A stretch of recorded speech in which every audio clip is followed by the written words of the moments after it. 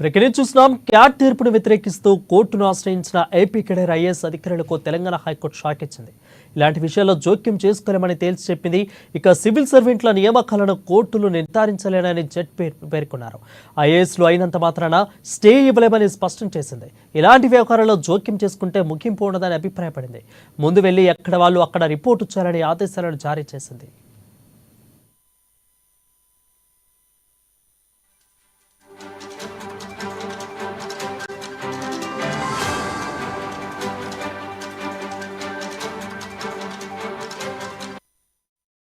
కాగా ఇటీవల డీఓపీటీ బదిలీ చేసిన ఐఏఎస్ అధికారులు తెలంగాణ హైకోర్టులో లంచ్ మోషన్ పిటిషన్ దాఖలు చేశారు.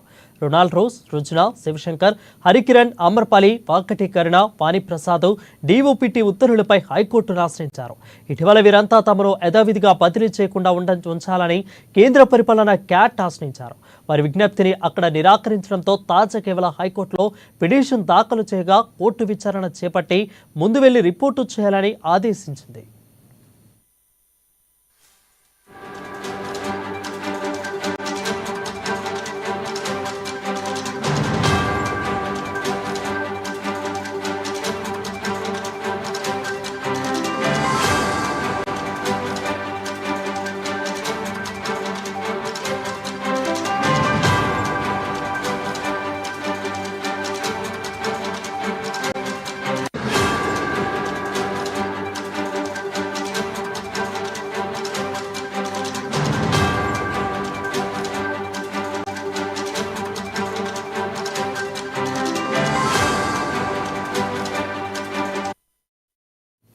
బ్రేకింగ్ చూస్తున్నాం. క్యాట్ తీర్పును వ్యతిరేకిస్తూ కోర్టును ఆశ్రయించిన ఏపీ కేడర్ ఐఏఎస్ అధికారులకు తెలంగాణ హైకోర్టు గట్టి షాక్నిచ్చింది. ఇలాంటి విషయాల్లో జోక్యం చేసుకోలేమని తేల్చి చెప్పింది. ఇక సివిల్ సర్వెంట్ల నియామకాలను కోర్టులు నిర్ధారించలేమని జడ్పీ పేర్కొన్నారు. ఐఏఎస్ అయినంత మాత్రాన స్టే ఇవ్వలేమని స్పష్టం చేసింది. ఇలాంటి వ్యవహారాల్లో జోక్యం చేసుకుంటే ముగింపు ఉండదని అభిప్రాయపడింది. ముందు వెళ్లి ఎక్కడ వాళ్ళు అక్కడ రిపోర్టు చేయాలని కోర్టు ఆదేశాలను జారీ చేసింది.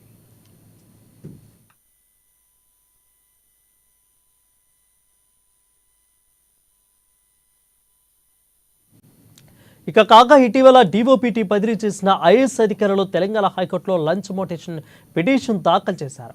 Ronald Rose, Rujuna, Shivashankar, Harikiran, Amrapali, Vakati Karuna, Vani Prasad DOPT ఉత్తర్వులపై హైకోర్టును ఆశ్రయించారు.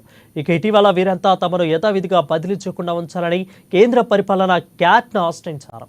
వారి విజ్ఞప్తిని అక్కడ నిరాకరించడంతో తాజా కేవల హైకోర్టులో పిటిషన్ దాఖలు చేయగా కోర్టు విచారణ చేపట్టి ముందు వెళ్లి రిపోర్టు చేయాలని ఆదేశాలు జారీ చేసినట్లుగా తెలుస్తా ఉంది.